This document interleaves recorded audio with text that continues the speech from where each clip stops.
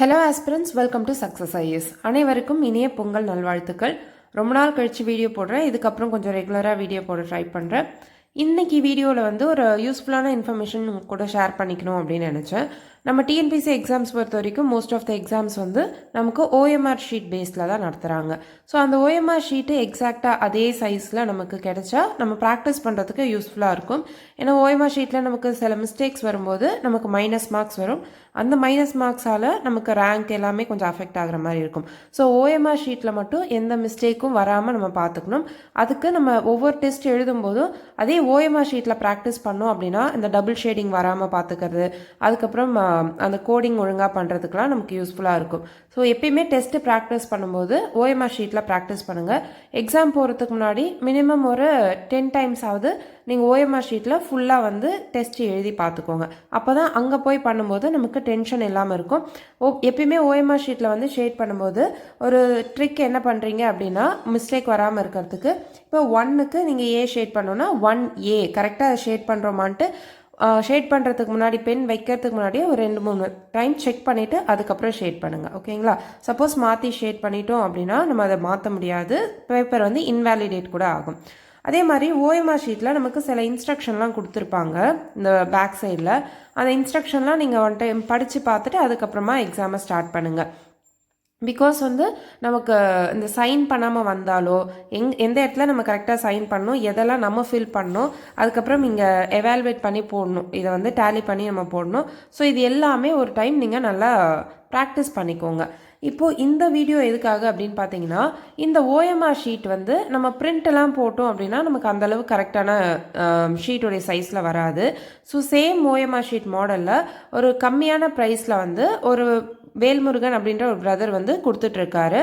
So எனக்கு இதை அனுப்பியிருந்தாங்க. இதோட பேப்பர் குவாலிட்டி எல்லாமே நல்லா இருக்குது, அதனால் உங்கள் கூட ஷேர் பண்ணிக்கணும் அப்படின்னு நினச்சேன். 100 ஷீட்ஸ் வந்து 350 ருபீஸுக்கு தராங்க. ஸோ ஒரு ஷீட் பார்த்தீங்க அப்படின்னா நமக்கு ₹3.50 தான் வருது, வித் கொரியர் சார்ஜஸ் அப்படின்னு சொல்லியிருக்காங்க. மேபி கொரியர் சார்ஜ் உங்களுக்கு இன்க்ளூட் ஆகலாம், அது மட்டும் செக் பண்ணிக்கோங்க. ஸோ 350 ருபீஸ் ப்ளஸ் உங்களுக்கு கொரியர் சார்ஜஸ் வரலாம்.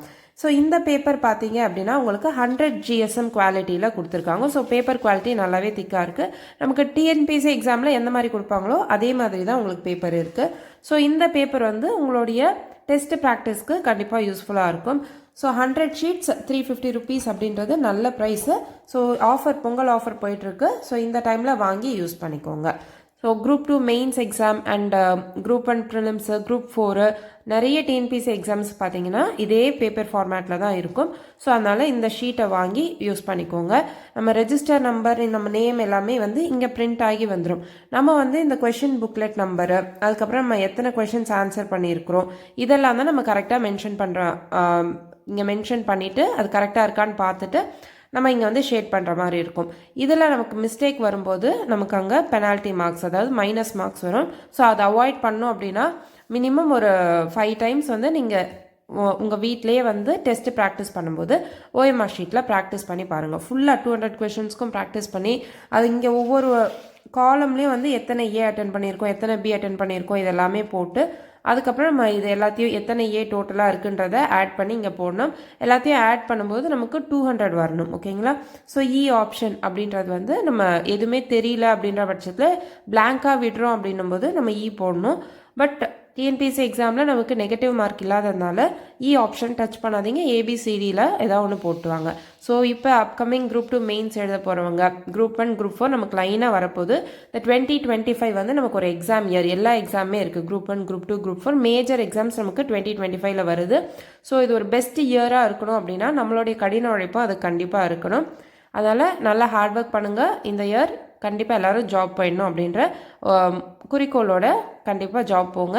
All the very best. Thank you.